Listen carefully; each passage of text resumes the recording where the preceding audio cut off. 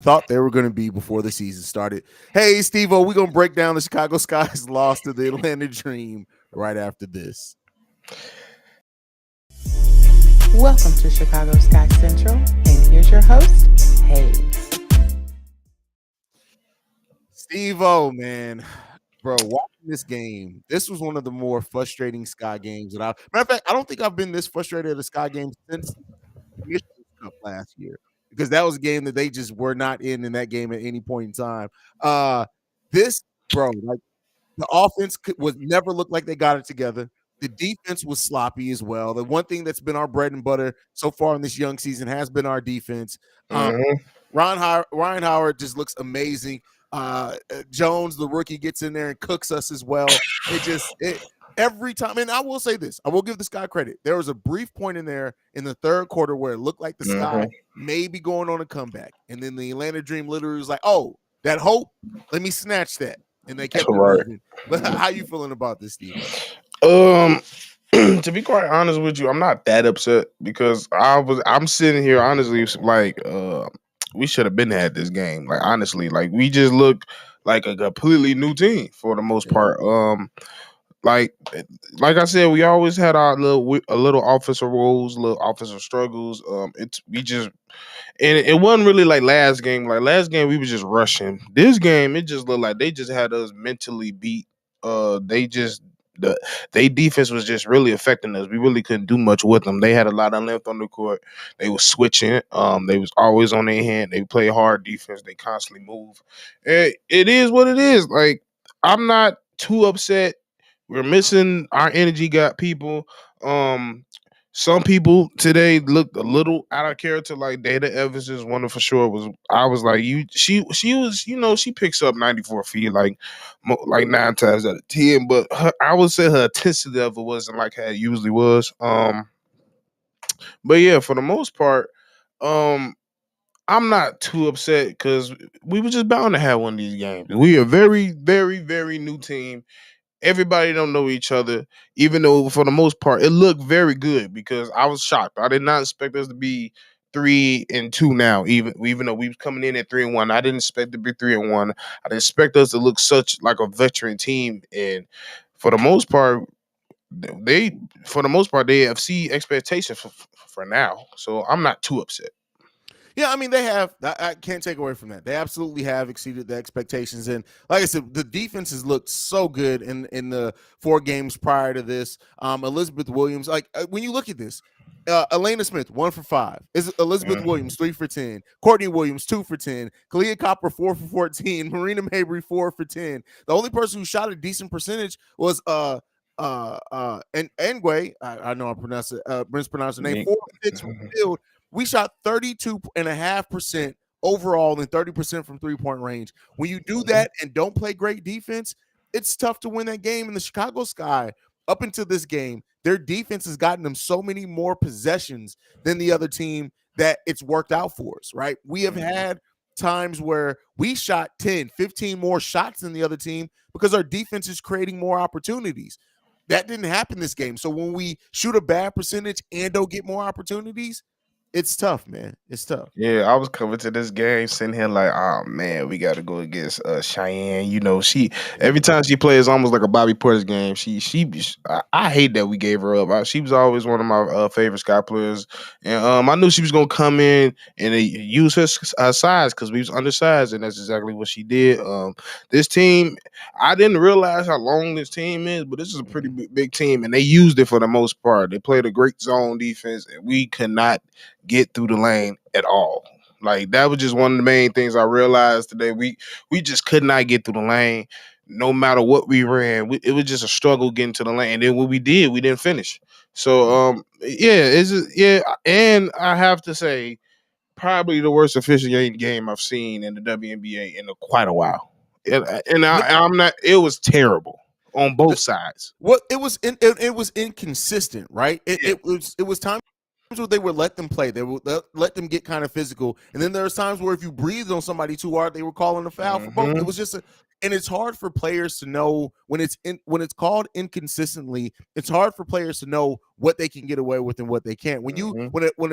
when an officiating crew is just kind of letting the other team play and they're letting a lot of things go, you get in the rhythm of that. But when you start getting into that rhythm of, okay, they're letting us play today, and then all of a sudden the next quarter they call and everything, it's really It's it's hard to frustrating. balance that out. It's Yeah. frustrating. And then one of the main people it was affecting was Courtney Williams. Courtney Williams, like, I don't know what type of defense I could play. I don't even know what type of offense I could play. I'm surprised Mayberry didn't get fouled out, because one thing about her, she's very aggressive when she's going towards the lane, and she used a lot of her forearm. So I was like, man, she might get fouled out today. But it was just weird. It was just very inconsistent on both sides. I feel like, to be honest, that was a key reason why we were slowly getting back in the game in the third. But it just wasn't our night. We was not clicking at all on neither side of the ball. Offense couldn't get together. The half court tonight was just wasn't it. We couldn't get turnovers. That's one thing we couldn't really get. We couldn't force any turnovers, and that's our bread and butter. We feed off defense, and once we can't feed off our bread and butter, we crumble. Yeah. I mean, the Sky, when you look at they won the rebounding battle by 3, which is what you want to see. They lost the turnover battle by a A lot. Like lot. they had 15 turnovers to the only 9 by the Dream, but this was just not the defense, right? The offense, honestly, I'll say this. The offense wasn't much worse than what we've been Yeah. seeing. It's just that we didn't get more. The defense was just completely just not what we've come to expect. And I do think we're finally starting to see as well, like you said, this is a new team that came together. We're still missing a lot of key pieces that Four. it seems like yeah. Four players. James Wade says that Morgan Birch is probably going to be back next week, so she's That's probably good going to news. said she's probably going to miss all 3 games this week. There's no timeline on Rebecca Gardner, Isabel Harrison at all yet, and Ruthie Hibbert. We don't That's know. probably So not. It's just 9 times out of 10, she's not coming back. you don't think she's coming back I this mean, season? I've seen it happen, but it's maybe 2 to 3 women, maybe. Okay. So I'm not putting it past her, but 9 times out of 10, they sit out a year. Because I remember, I So think we had it around. I've seen it around when Cheyenne had her child. She took a year off. okay. I mean, and that makes Yeah. sense. Now, what did you think about Sika Kone after having a big game, her first game? Only gets 14 minutes in this game. I expected her to play more, especially when you look at like Enigwe having foul trouble, Mhm. Elizabeth Williams like just not getting off some. I expected to see her a little bit more. Do you think that James Wade should have played her more? Do you think he's looking forward to those 2 matchups we have against the New York Liberty coming up? We're absolutely going to need some size. Yeah, and I also think he was really just like, man, we not that far off. Like, we just need a couple points to get here. I trust the squad that we got. So I think he was just really trying to roll with the punches, just putting trust into his real core players. Yeah, I feel like she probably should have got at least 18 to 19 to 20 minutes. That would have been nice to see, especially with her size. Like, one thing we can use is size. One thing, and like you said, Inigwe was in foul trouble, even though she had a pretty good game. Yeah, you should have used her a little bit more, but I kind of understand his thought process. I think he realized the foul game was going on, and he was just like, maybe we could just ride this wave and find a way to get back into cause some turnovers, get back into the rhythm of things, but they just never could. Yeah. Yeah, I mean this was just a game that they did not have, but we can talk about the sky all day. I don't want to overlook talking about Ron Howard and her game. Like she's just a monster. Yeah. Like just understanding the moments, understanding when to get big shots, understanding when to take players one on one. Like just an amazing. I love to watch Howard's game, except when it's against the sky. Mhm. But I love to see her game. What do you think about the game she had tonight? I think one of my favorite things about her, and it's just it's not normal in the women's game. She just really knows how to use her size. Mhm. Like, and it's the decision making she made. She looks, she reads, she's very intelligent when it comes to basketball that people don't talk about. She's very intelligent. She realized what she got. I mean, it was a time when she was on the baseline. I think it was towards the end of the second. I forget who was on it, but she was way smaller. She said, "Okay, 2 dribbles, shoulder, layup." It was just like it's simple. Her game is very simple. She can get nasty with it, but I like people that have a very smooth game. She knows what she's doing. Everything is deliberate. There's no wasted movements. So she Yeah. she she she and she was efficient for the most part tonight. Yeah, just and when they needed a basket to kind of Calm. get that rhythm that back into them, she got it every single time. And the fact that Ryan Howard's only freaking 23 years old, like She was just like a people rookie, forget bro. she was just yeah, like come it's about to be crazy. Her and Haley Jones are gonna be such a big part of that Sky's future that it's just like, hey man, uh I don't know how many games they're gonna win or what type of run they're gonna go in this season. The season's still young, but I tell you what, do not be surprised if they win a title within They're the gonna next 3 be an years. irritant. They're gonna be those players that's just gonna give teams problems. They're gonna be like I really look at them like the Orlando Magic. Maybe they probably a little bit Mm, better at that point, but like they're young, they're scrappy. Um, I like the add in of their coach. That was a real game shifter for that organization. Getting that coach in, um, because it was a little, it was a in the old regime in Atlanta. It was a lot of toxicity. A lot of stuff happened. yeah. It was time to just shift it. And once Riot came in, they realized it was a shift that needed to happen. Got a coach that played before, knew played the same position as Ryan Howard and others. So yeah, you got to really pay attention. They almost it's a lot of teams. Like this is a really good season for WNBA. So I'll be watching everybody. Do not over like Tanisha Wright is such a good coach. And like you said, the fact she's still young, 39 years old. Like there's players that are playing that are the same age as her. But the thing that I love about her is that she knows when to fire up her Hmm. players, right? Like you see it on the sideline, the way that she motivates them like a teammate. And Hmm. don't overlook how important that's going to be because they respect her as well. Hmm. Like and kind of hold her in that regard. So like yeah, it's a great coach for them. I love her schemes. I love the way that she coaches the game. And like I said, the Atlanta Dream are going to be a team that's going to be around for a long time. They haven't even begun to hit their ceiling yet as a team. So, Hmm. but one thing that I do want to talk about to get it back to the sky, and I don't want to piss anyone off with this, but I got to be real in what we do. We came into the season talking about what Kalia Copper needed to be now as a number one. Evaluating her again through 5 games, how do you feel she's been as a number one now? I mean, for the first few games, she was the number one.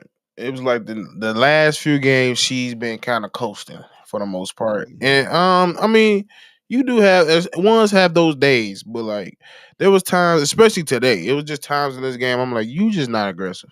Like you're not really being aggressive. It was a time like sh- I she had the whole. It was 1-on-1 baseline wide open. She just didn't take it. She took a hezzy. She didn't bite on the first move. I'm passing it. I'm like, Yeah. you don't normally do that. So I don't know if it was just in her head today. I don't know if they wasn't used to it. Was they not prepared for what Orlando was coming with? But tonight she looked very weird to me. Like the body language was off. She wasn't fiery at all. This is the first time I watched the game where she wasn't fiery. Like that's normally what she is. She's always hype. She always have at least a player to get her. It was just a very meh night from her. Kalia Copper so far this season is averaging the most shots per game that she's ever had in her career.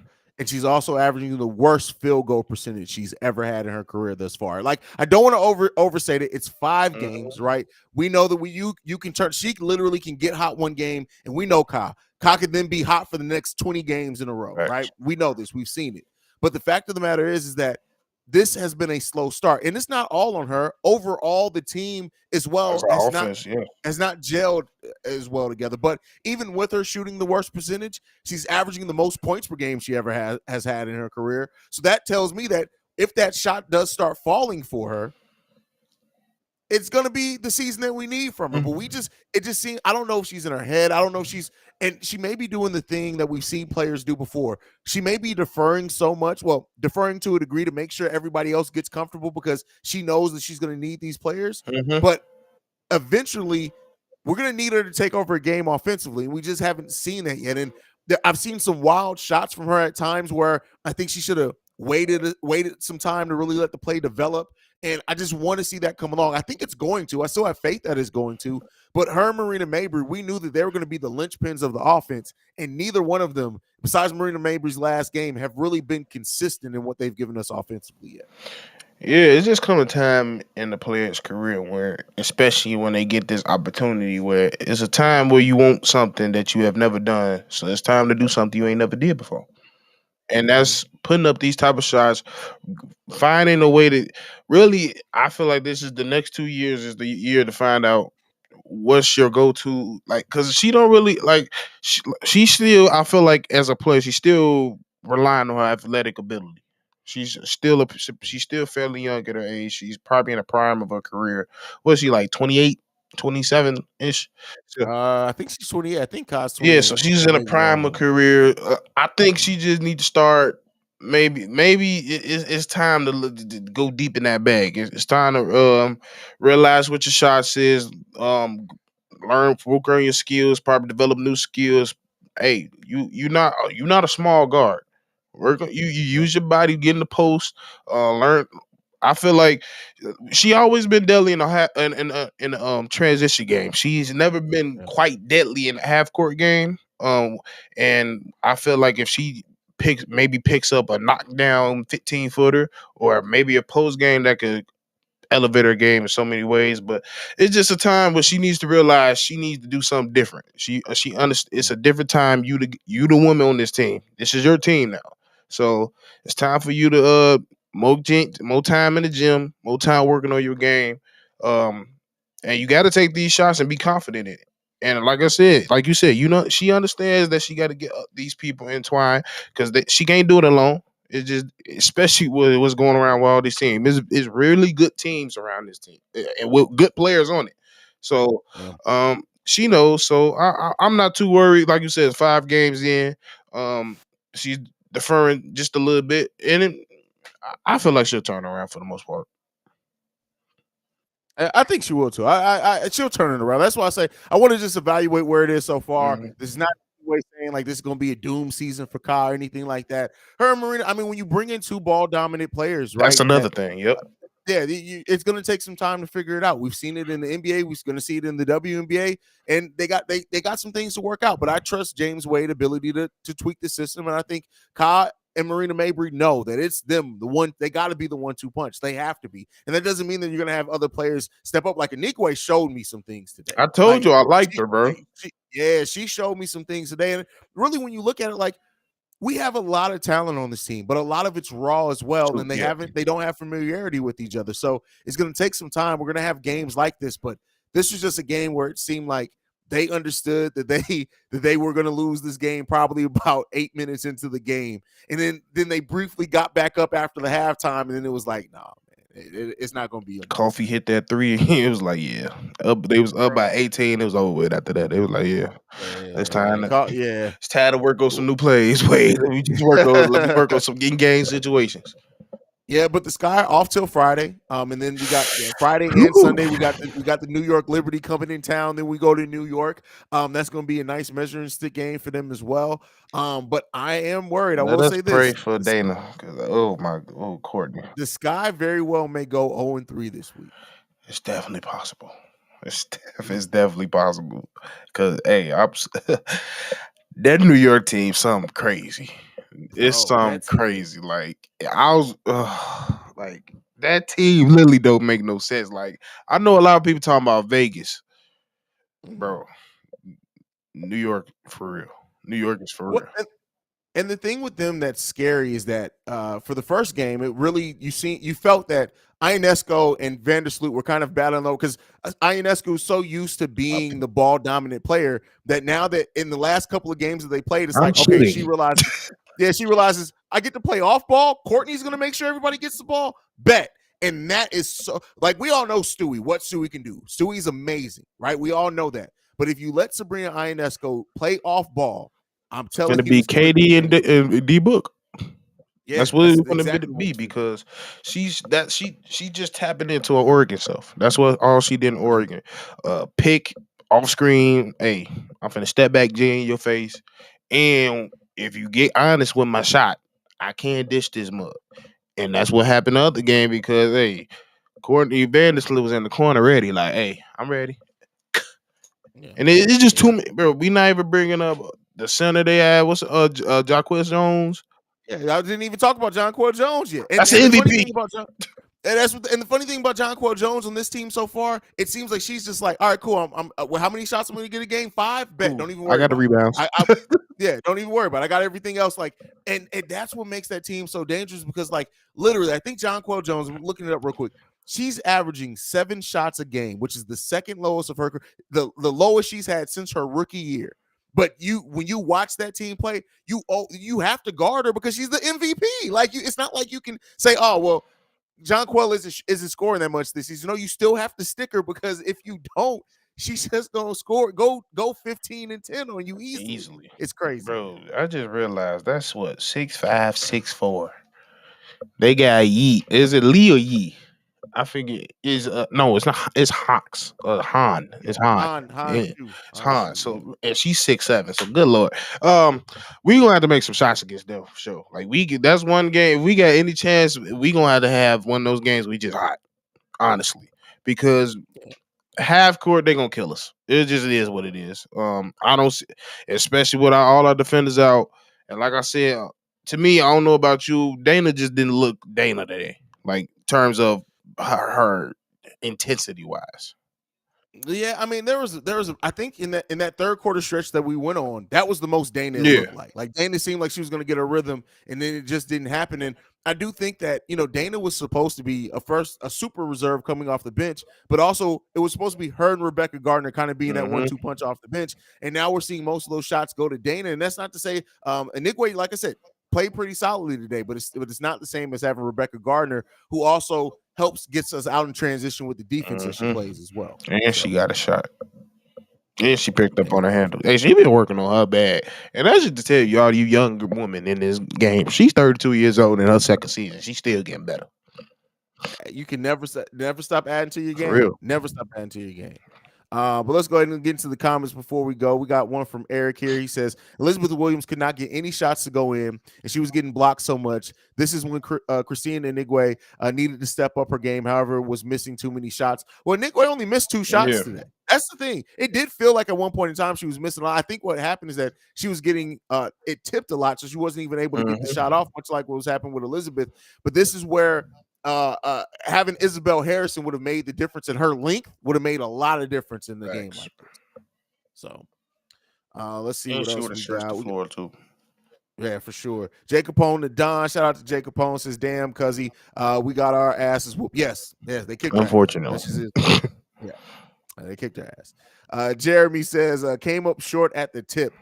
Yeah, it was ugly. It got ugly early, man. The Sky was bricking shots like the choke artist the Celtics are. LOL. Too soon, cuz he's getting at you, brother. He's getting at you. It is what it is. Eric with this one says, Courtney Williams' play is sometimes affected on how the game is allowed to proceed. I mean, she's a rhythm player as well, but I think her toughness that she plays with and getting to the free throw line, and she's already stopped shooting in the mid-range as much as she did before because James Wade wants her to shoot more threes. I just think that this was a game where everything just played into the negative. Like her going 2 for 10, you're not going to get too many of those games at all. It was just she was just out mentally the whole game. Honestly, once the fouls, it got in her head early. It is. She's just one of those type of players. So yeah. And still young, so it makes sense there too. Like Reginald Jones says, mostly everyone played a bit timid and inconsistent out there. Refs were horrible too. The officiating was horrible. Like, it was. They took over from the NBA. We was in the 7-minute mark for about 4 minutes, real time. Like no cap, like for real. Yeah, hopefully, yeah. That's tough, man. The officiating was terrible. V-Dog in the building says, do y'all see James Wade going out and adding some additional bodies considering all of the injuries we're dealing with? Well, I know he did say that he will be filing for injury hardship, I think is what it's called, so it'll allow them to sign another player. So expect that to come. I don't see a world in which we don't get that. I think Isabel Harrison's injury alone may get that. Lee Yaroo being gone as well may get you that. And then depending on, they may be waiting to see what the diagnosis is for Rebecca Gardner as well, because if her timeline is most to half of the season, we definitely getting that. it's gonna. They may get 2 of them, right. is what we're trying to say. So so be on the lookout for that. Let's see where we go. Reginald says very tough stretch coming up. Yeah, from here basically to the end of June is all tough. The whole month of June is tough for the Sky. It ain't getting no easy. Mm. So we got a home and home against the Liberty. Then we got the Fever, which okay, that should be a win. Hopefully, then we got the Sparks, the Aces, the Fever again. 2 games against the Mystics, the Connecticut Sun, and 2 games against the Sparks. All to end the month. It's about to be real tough. And Jesus. July starts off with a home and home. No, two away stretch against the Atlanta Dream again. It's not getting easy anytime soon. Put on your running shoes. For real. Yeah, man. Eric says if the team can stay in the top 8, they can at least make the play. Oh, with the way that we've been playing defense, I don't right now have any doubts. Now that could change. Still a young season. Steve, how you feel about the Sky's chances to make the playoffs? Yeah, right now, like as far as like I said, they've been exceeding expectations so far. They haven't really gave me too much doubt yet. Like I said, it's 5 games in. But like you said, that could change. So as of now, I'm pretty good that they're gonna make the playoffs. Yeah, I feel pretty confident in that as well. V Dog says, appreciate y'all for the consistent Sky coverage. Oh, listen, man, listen. I don't know if you only watch the live streams, but also I got the pre-records that go up. On average, we're dropping about 3-4 episodes a week, which is a lot for WNBA coverage because there's not a lot of people covering it like that. Mm-hmm. Got to do it. Yeah. Eric says this last one before we go. No, this is Crystal Ball. Sorry. I wouldn't sleep on the Fever. They almost beat Connecticut tonight and beat Atlanta this week. Yeah, I'm not saying that we can just come in and dog walk them, but I feel confident about our chances against the Indiana Fever. Yeah, that's all. But all right, man, we're gonna go ahead and get out of here. Y'all can follow Steve-O at Steve-O Speaks. You can follow me at CEO Haize. You can follow the channel itself at Chicago Sky Pod on every social media platform. You can send us any feedback, questions, comments, concerns, Chicago Sky Central at gmail.com. And then lastly, you want to leave a text message and our voicemail, 773-270-2799. We're the #1 spot for everything Chicago Sky and WNBA related. We'll pop this bitch.